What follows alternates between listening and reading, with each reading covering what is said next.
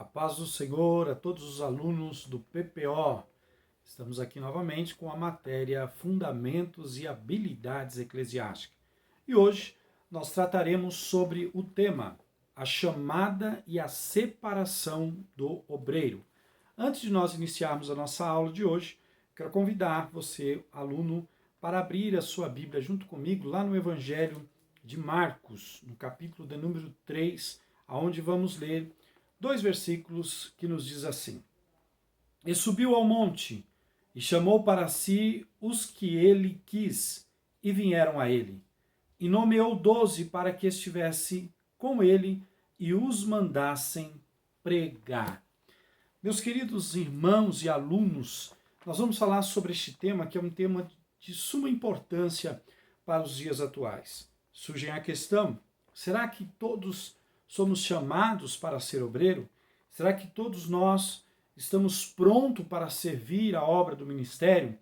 Quando nós nos debruçamos sobre esse importante tema, o chamado e a separação do obreiro, algumas questões serão respondidas sobre essa ótica de que precisamos compreender que o chamado não é para qualquer um.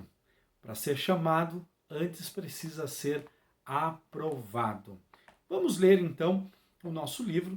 Eu quero convidar você para abrir lá na página de número 74, que nós vamos ler alguns trechos, não vamos nos ater a todas as leituras, mas à medida que nós formos lendo e os tópicos que nós considerarmos importante, e lógico, que cair na prova, nós vamos pedir para que os irmãos então grifem ele, tá bom? Página 74. Vamos lá, a chamada e a separação do obreiro. Tratando-se do chamado para o ministério cristão, o mais importante é que o futuro obreiro, acima de tudo, seja um crente salvo, lavado e remido no sangue do Cordeiro, batizado com o Espírito Santo. É aquilo que na linguagem acadêmica se chama de condição sine qua non, ou sem a qual não pode ser ou existir. Ou seja, ninguém pode ser obreiro na casa do Senhor sem antes ter passado pela experiência do arrebatamento, do arrependimento, melhor dizendo, dos pecados, da salvação, do revestimento espiritual por parte do Espírito Santo. Sabemos que a chamada para a salvação ela é universal, para todos, indistintamente, para todo aquele que nele crê, conforme João 3,16.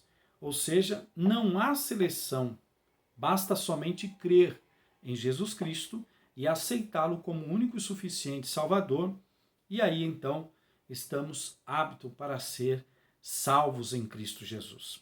Mas, para servir o ministério como obreiro, a chamada é seletiva.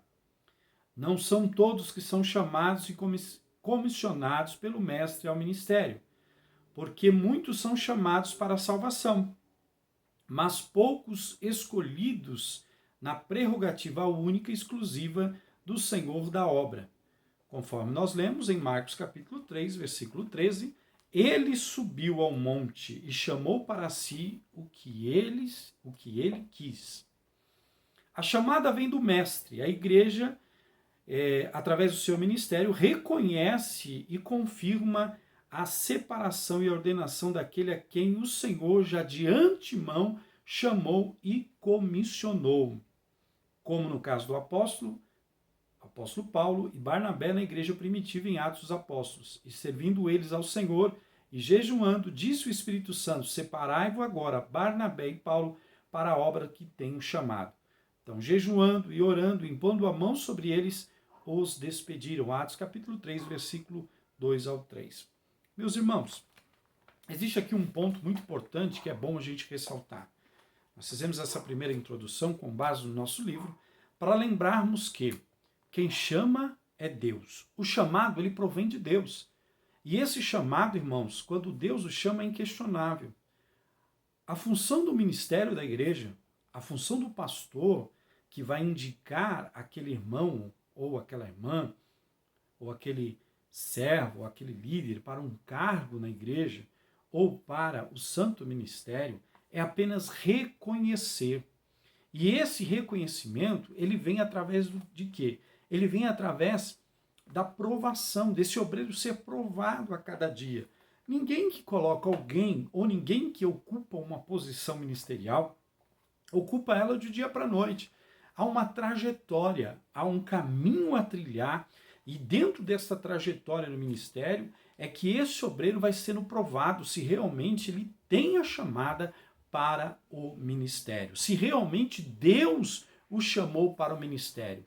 Lembrando, todos nós somos chamados para a salvação. O chamado para a salvação, ele é universal, mas o chamado para o ministério já é seletivo. Precisa ser chamado por Deus e precisa ser reconhecido pelo Santo Ministério. Assim é que a Bíblia nos mostra que Jesus, ele então chamou para si o que ele quis. Ele separou os 12, conforme a sua vontade e o seu querer. Aí muitos vão dizer, mas qual é a prerrogativa? Qual foi a forma que Jesus utilizou? Qual foi o meio pela qual Jesus selecionou? Irmãos, quando Deus chama, não temos que nós questionarmos. Deus, ele chamou, o chamado é de Deus. E aí sim, a maior prova de que esse chamado é de Deus são os frutos que esse obreiro comissionado, chamado, reconhecido, dará no decorrer da sua chamada, no decorrer do exercício do seu ministério. Muito bem. Vamos para o nosso próximo tópico que diz: Deus só chama pessoas ocupadas. Ociosos só atrapalham a obra. Os homens a quem Deus chamou estavam todos ocupados, trabalhando. Saul procurava jumentas perdidos, extraviados, cumprindo ordens de seu pai. Davi trabalhava no campo com as ovelhas. Gideão malhava trigo. Eliseu arava o campo. Mateus trabalhava na coletoria.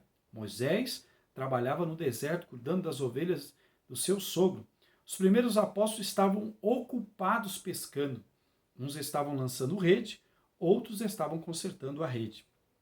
Assim também o cristão, para ser chamado para o ministério, precisa antes já estar trabalhando, desempenhando com amor e dedicação algo importante na igreja. Os pastores precisam estar de olhos atentos, ou estar de olhos os crentes observando a postura de cada um com relação ao seu serviço antes de separá-los ao santo ministério, ou ao ministério do Senhor. Interessante, né, irmãos? Quando a gente observa o chamado de Deus aos grandes homens para exercício do ministério, nós vamos observar que estes homens estavam todos ocupados. Desde Saul, aquele que posteriormente fora rejeitado pelo Senhor por desobediência, mas ele estava ocupado quando fora convocado para servir. Davi pastoreava as ovelhas do seu pai. Moisés também estava pastoreando as ovelhas do seu servo, do seu sogro, Jetro. Da mesma forma, Eliseu arava o campo, Gideão malhava o trigo no lagar. Então, nós vamos observar, a exemplo desses grandes homens de Deus, que todos eles estavam ocupados. E Deus enxergou eles e os chamou dentro da sua ocupação. Deus não chama ninguém ocioso, irmão. O obreiro que ele tentou de tudo na vida e não conseguiu exercer nenhuma atividade socioeconômica ou não conseguiu trabalhar, não teve sucesso em nada e de repente dá um estralo na mente dele e ele diz: vou ser um pastor, vou ser um pregador, vou ser alguém. E aí ele se lança diante da igreja dizendo que a partir de agora ele é um obreiro, um pastor, um pregador. Não, não é assim que funciona. O chamado provém de Deus, quem chama é Deus. E quando Deus chama, essa pessoa, muitas vezes, ela está fazendo a obra de Deus despretensiosa. Ela está trabalhando sem buscar interesse algum por ocupação ou reconhecimento humano. Ela apenas está servindo, ela apenas está ocupada com a obra de Deus e com os seus afazeres, com a sua vida cotidiana. E o Senhor olha para ela, enxerga nela essa vocação de servir e chama ela dentro da sua ocupação. Então, dentro do chamado do obreiro, primeiro, Deus só chama pessoas ocupadas. Segundo, tipos de chamada. Olha lá. A chamada para a salvação, nós já falamos, ela é universal, é para todos. A chamada para o ministério ela é seletiva e pessoal. Deus tem um ministério ou missão certa para cada pessoa, ou para a pessoa certa. Ele é onisciente, conhecendo a capacidade de cada um. Na distribuição dos talentos, esses são distribuídos segundo a capacidade de cada um. A responsabilidade diferem por isso. O Senhor chama o seu servo para o ministério e designa-lhe lugar ou a missão, respeitando a sua capacidade, conhecendo as suas características pessoais. A Paulo foi dado o ministério entre os gentios, a Pedro o ministério entre os judeus. O obreiro chamado por Deus entende que foi escolhido, chamado, eleito pelo próprio Deus, de quem recebe os selos de primícias espirituais quando pela unção do Espírito Santo e através da autoridade do ministério, a qual está subordinado, conscientiza-se de que servir a Deus é batalhar pela defesa do Evangelho.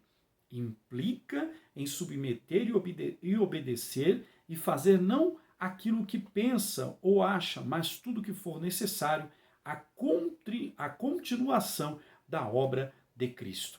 Irmãos, o que nós precisamos entender é que cada um foi chamado por Deus dentro da sua capacidade. A exemplo disso é citado aqui sobre a distribuição dos talentos. Deus nunca vai te chamar para exercer um ministério ou para estar numa ocupação pela qual você não fora chamado para exercer, que está além da sua capacidade de exercer aquela função. É como se nós pudéssemos dar um exemplo bem simples, é cada um no seu quadrado. Cada qual Deus chamou para exercer funções que a sua capacidade consiga fazê-lo de maneira simples, clara e objetiva.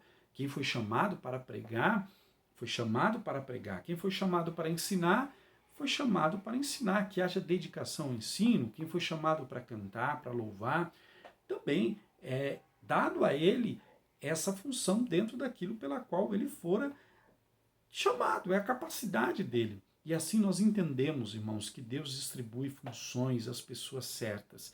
Deus nunca erra a sua escolha. Deus nunca erra a sua seleção. Quando ele chama, quando ele seleciona, quando ele escolhe, a escolha dele é assertiva. Não tem como dizer, não, Deus errou na chamada. O homem pode errar. O homem pode colocar pessoas em determinadas funções que não lhe são chamadas. Como exemplo, por exemplo, tem pessoas que foram chamadas, comissionadas, têm o dom para servir como diácono. Se você colocar ele como presbítero, você perde o diácono e presbítero. Tem pessoas que foram chamadas por Deus como presbíteros, para servir como auxiliar. Se você colocar ele como um dirigente da igreja, você perde o presbítero e perde o pastor. E assim consecutivamente. Há pessoas que foram chamadas para o ministério do louvor, exercem muito bem o ministério do louvor, ótimos cantores, louvam a Deus, ministram-os, mas se você colocar ele como pregador, você perde o cantor e perde o pregador. Amém, irmãos? Muito bem. Bom, existem duas visões que nós queremos falar aqui. Primeiro, visões e revelações extraordinárias. É uma questão aí sobre o chamado, né? O que é isso? Deus pode se valer de métodos sobrenaturais através de visões e revelações para chamar e convencer alguém para trabalhar em sua obra, como aconteceu com o apóstolo Paulo, Moisés e muitos profetas. Irmãos, nós acreditamos sim nos dons espirituais. Não é à toa que nós somos rotulados como pentecostais, porque nós acreditamos em visões, acreditamos em sonhos, acreditamos em revelações.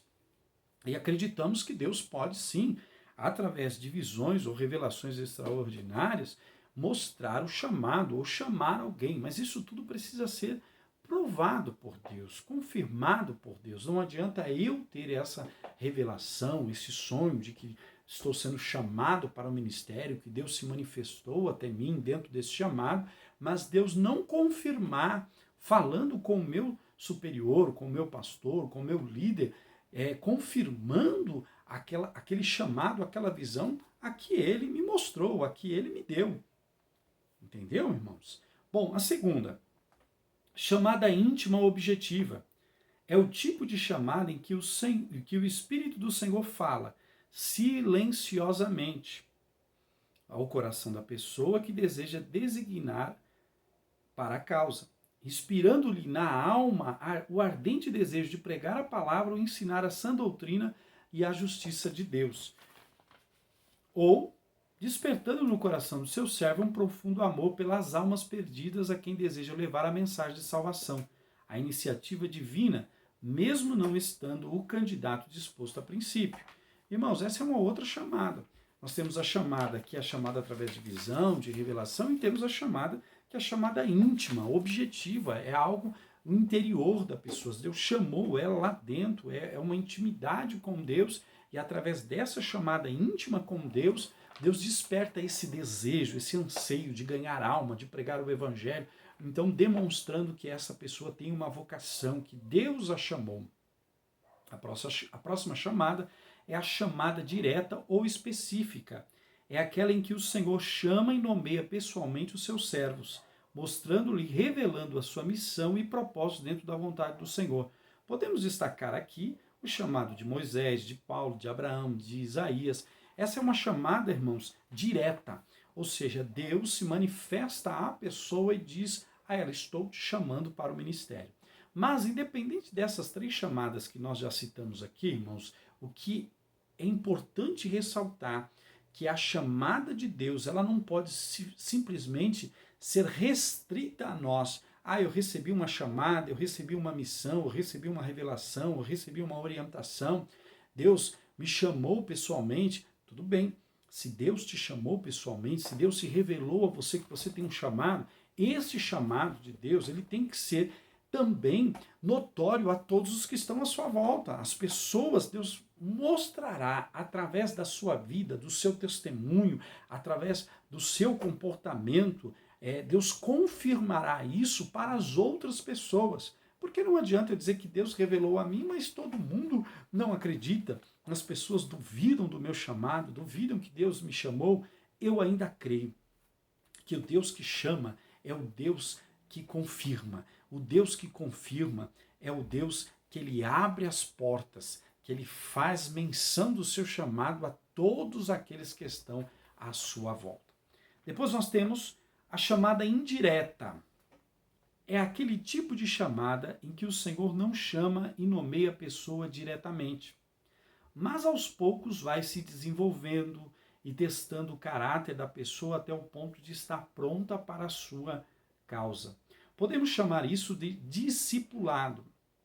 Grandes homens como Josué, Eliseu, Timóteo, foram frutos de discipulados que aprenderam com seus líderes espirituais durante anos, tendo a oportunidade de demonstrar obediência, fidelidade, submissão.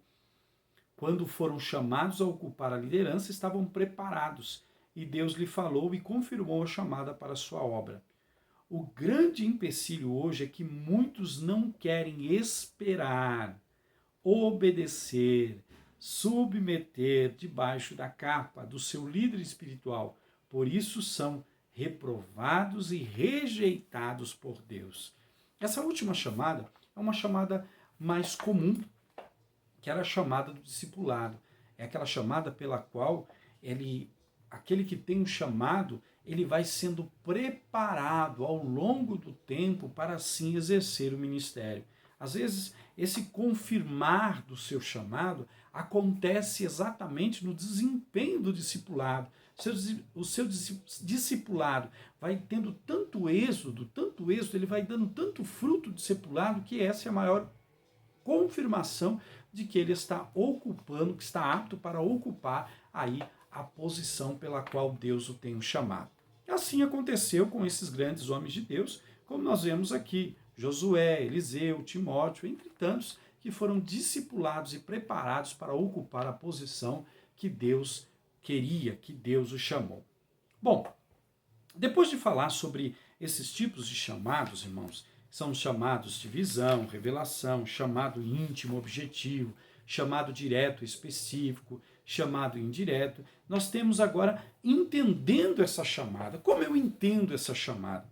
Olha que interessante, o obreiro entende quando é realmente chamado por Deus.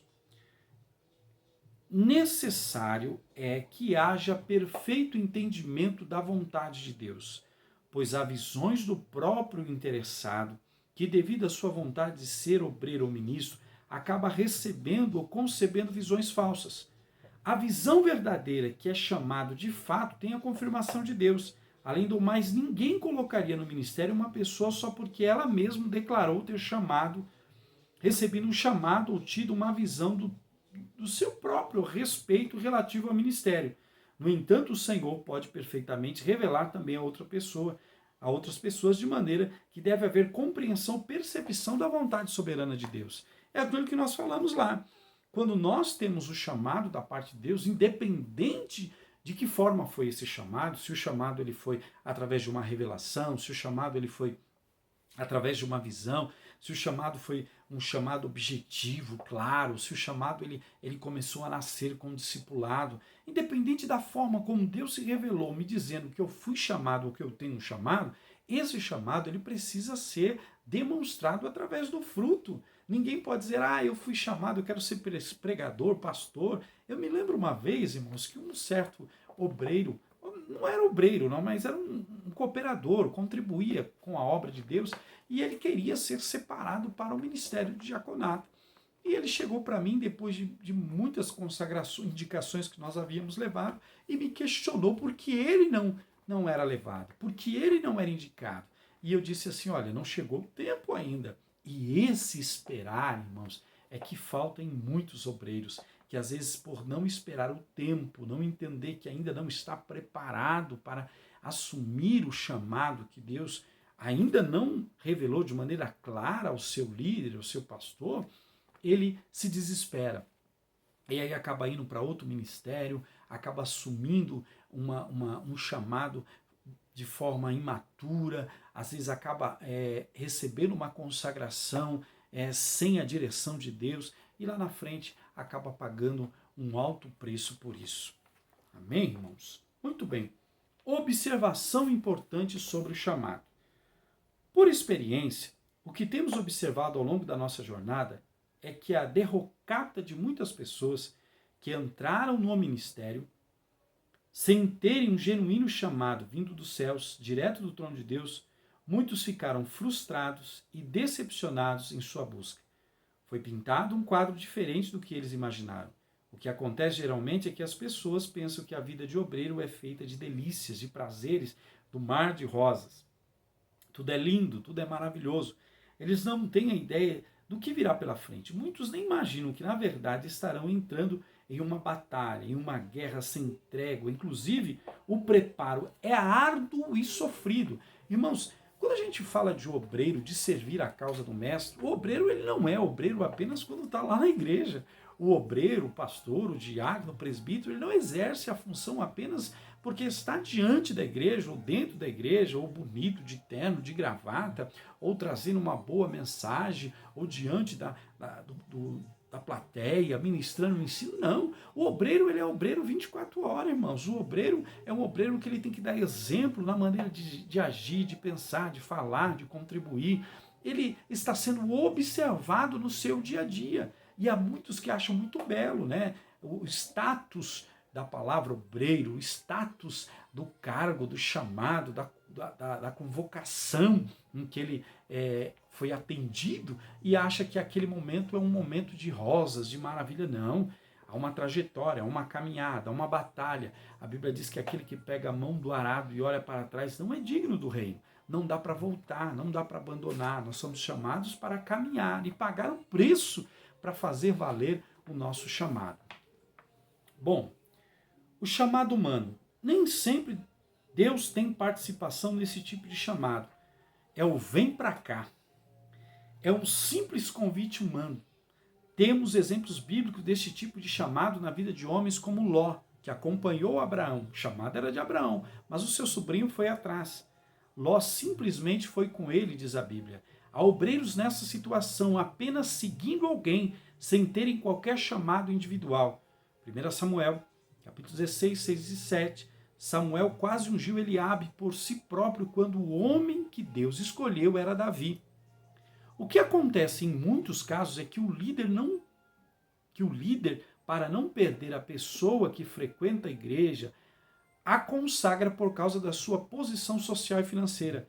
Este é um dos maiores erros que um líder pode cometer diante de Deus. Temos muitos exemplos na Bíblia, como o fato de um certo Simão que ofereceu dinheiro para o apóstolo Pedro para receber o poder para fazer milagres, que era realizado pelo Espírito de Deus. Irmãos, esse é outro chamado, é outro perigo do chamado.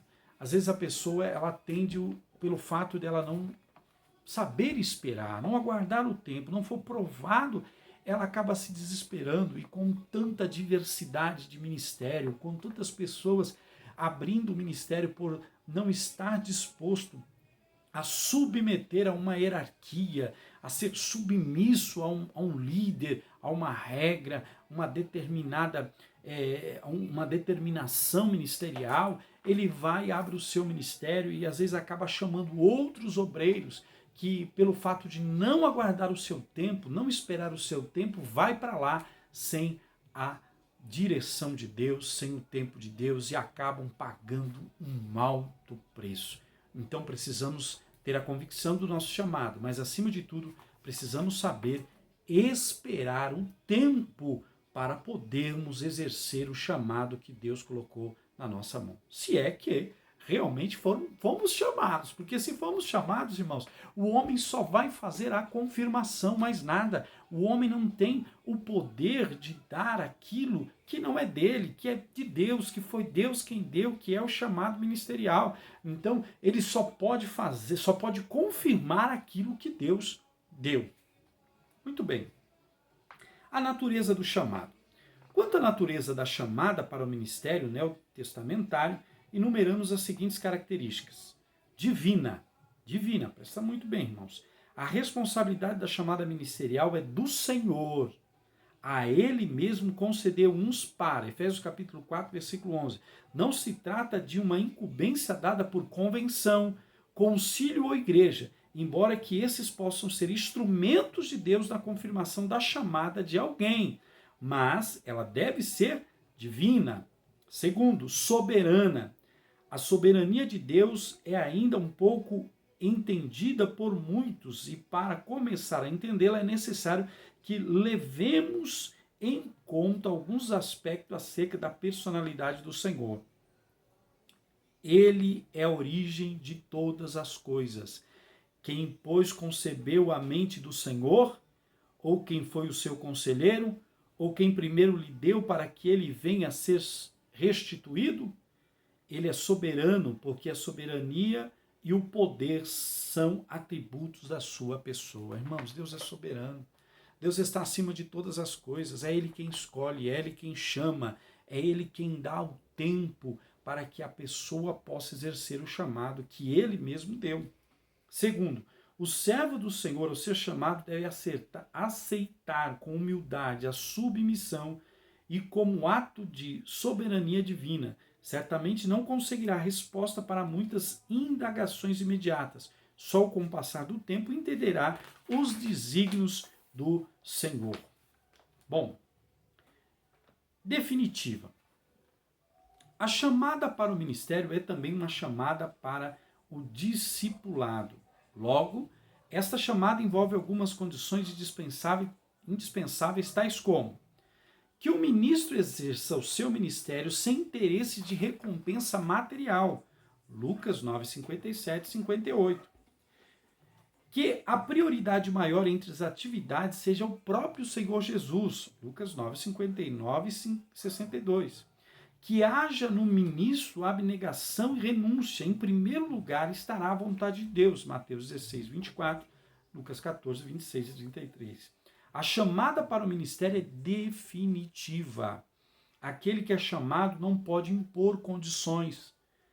Pelo contrário, deve agradecer a Deus ao privilégio de ser chamado, como fez Paulo em 1 Timóteo 1, 12 e 13. Irmãos, isso aqui é sério.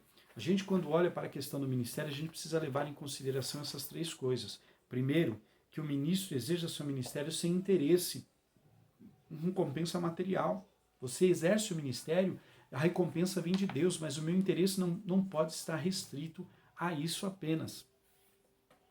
Segundo, que a prioridade maior deve ser o próprio Senhor Jesus e que haja no ministro abnegação e renúncia para exercer o santo ministério. Bom, para finalizarmos, irmãos, consagração para o ministério. A separação ou consagração para o diácono e presbítero mediante imposição de mãos. Para o ministério é sempre posterior à chamada. É um ato solene com reconhecimento e a ciência da igreja local ou setor ministerial ou ainda geral. É a escolha daquela vida que Deus já fez. Lembra que eu falei que é o reconhecimento, que é Deus quem reconhece o chamado, que é o homem que reconhece o chamado dado por Deus?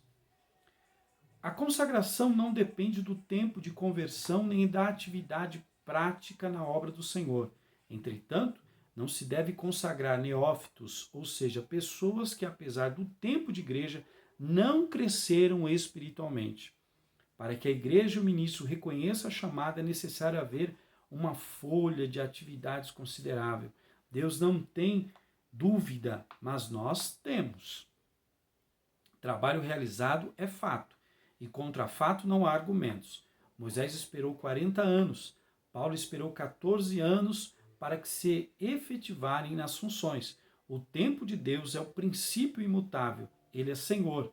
Não queira adiantar o tempo de Deus. Amém, irmãos?